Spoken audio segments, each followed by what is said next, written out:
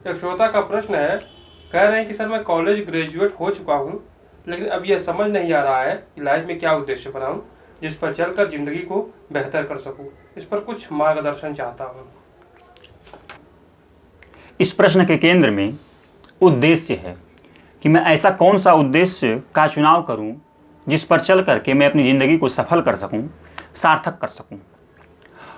अगर इस सवाल को आप सतही तौर पर सुपरफिशियल लेवल पर जानने और समझने की कोशिश करेंगे तो आपको लगेगा कि बहुत ही महत्वपूर्ण प्रश्न है। एक ऐसा प्रश्न है जो हर इंसान की ज़िंदगी में आता ही आता है और इंसान उस प्रश्न का सामना कहीं ना कहीं, कभी ना कभी अपनी ज़िंदगी में करता ही है। इसीलिए हमें लगेगा कि बहुत ही महत्वपूर्ण प्रश्न है। लेकिन अगर आप इमेजिन करिए कि यही सवाल श्री कृष्ण से पूछते, और यही सवाल अगर आप पूछते अष्टावक्र ऋषि से कि मैं जीवन में कौन सा उद्देश्य बनाऊं, किस लक्ष्य का चुनाव करूं, तो इसमें कोई शक नहीं कि वो दोनों महापुरुष हमारे ऊपर बहुत जोर के साथ हंसते और उनकी इस हंसी को देखकर हम भयभीत हो जाते, अंदर से डर जाते, या यूँ कहें कि कौतूहल से भर जाते। कहते कृष्ण और अष्टावक्र ऋषि कि इंसान का आत्मविश्वास तो देखो, वह अपने आप को इतना महत्वपूर्ण मानने लगा है और उसे इस बात का पूरा यकीन है, पूरा भरोसा है कि वह अपने इस छोटे से क्षुद्र बुद्धि के द्वारा, मस्तिष्क के द्वारा उद्देश्य निर्धारित करने की बात करने लगा है। वह इतने मोटिवेशनल स्पीकरों को सुन चुका है और प्रेरक वक्ताओं की इतनी लेख और किताबें पढ़ चुका है कि उसे इतना भरोसा हो गया है कि वह कृष्ण को दरकिनार करके अपने बनाए पथ पर चल सकता है। और जब ये बात वो महापुरुष सोचते तो मैंने कहा कि बहुत जोर के साथ हंसते।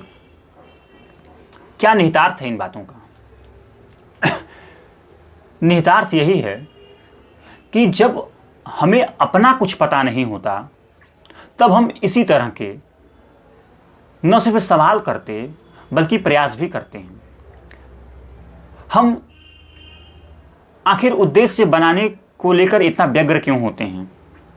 क्योंकि हमें ये पता ही नहीं है कि आपको उद्देश्य बनाना नहीं होता बल्कि सिर्फ जानना होता है। हमें ये बिल्कुल नहीं पता है कि हमें उद्देश्य तय नहीं करना होता है बल्कि सिर्फ पहचानना होता है। हमें इस बात की भी बिल्कुल भनक नहीं रहती है कि जो उद्देश्य होता है वो हमारा संसार में नहीं होता बल्कि हमारे भीतर स्वयं में होता है। क्या आशय है इन बातों का? इन बातों का आशय सिर्फ ये है कि प्रकृति जो है वो हमें एक बहुत ही खास, ऊंचे और बहुत ही पवित्र मकसद के साथ इस धरती पर मनुष्य के रूप में भेजी होती है। या यूँ कहें कि वो जो भगवान है, वो जो परम पिता परमेश्वर है, वो सब हमें किसी बहुत ही ऊंचे और पवित्र मकसद के लिए भेजे होते हैं और वही हमारा परम उद्देश्य होता है, वही हमारा परम धर्म होता है, वही हमारा स्वधर्म होता है। लेकिन जब हमें अपना कुछ पता नहीं होता तब हम दूसरों के बने बनाए रास्तों पर, दूसरे की सुनी और बताई गई बातों पर यकीन कर लेते हैं। हम समाज को देखते हैं और समाज में जो कुछ हमें दिखाई देता है हम उसी को सच मान लेते हैं और उसी की राह पर बढ़ने के फिराक में या कोशिश में लग जाते हैं। क्या है आपके जीवन का उद्देश्य? प्रकृति ने आपको कौन से उद्देश्य के साथ मनुष्य के रूप में पैदा करती है? वो उद्देश्य ये है कि आप जिंदा दिली के साथ खुल करके पूरी निर्भीकता और निडरता के साथ इस जिंदगी को जिए। प्रकृति का एक बहुत ही ऊंचा मकसद है कि आप शांति के साथ, सहजता के साथ और आनंद के साथ अपनी जिंदगी को जी पाएं। यही भगवान ने जन्म दिया है आपको, इसके पीछे सिर्फ और सिर्फ यही कारण है कि आप बंधन मुक्त होकर के अपनी जिंदगी को जी पाएं। और इस बंधन मुक्त जिंदगी को जीने के लिए इस संसार का सहारा लेकर के अपने उस उद्देश्य को हासिल कर पाएं जो उद्देश्य आपका परम धर्म है। लेकिन जैसा कि मैंने कहा पहले ही कि जब हमें अपना कुछ पता नहीं होता है तब हम दूसरों की बताई गई राह पर चलते हैं। जब हमें अपने स्वधर्म के बारे में कुछ नहीं पता है तब हम परधर्म की राह पर बढ़ते हैं। और परधर्म के बारे में श्री कृष्ण कहते हैं कि श्रेयान स्वधर्मो विगूढ़ परधर्मात् स्व अनुष्ठितात् स्वधर्मे निधनम श्रेय परधर्मो भयावह। यानी कि परधर्म कितना भी आकर्षक और महत्वपूर्ण क्यों न हो, लेकिन वह कभी भी अपने धर्म से, स्वधर्म से, निज धर्म से सर्वश्रेष्ठ नहीं हो सकता। उनके कहने का मतलब यह है कि परधर्म चाहे आपके मन को और चित्त को कितना भी आकर्षित क्यों न करे, लेकिन आपके लिए आपका स्वधर्म ही श्रेष्ठ है, सर्वश्रेष्ठ है। और आपको अपने स्वधर्म की राह पर बढ़ते हुए अगर मौत भी आपके रास्ते की रुकावट बनकर आ जाए तो उसे भी आपको हर्ष के साथ खुशी खुशी स्वीकार कर लेना चाहिए। यही आपका स्वधर्म है।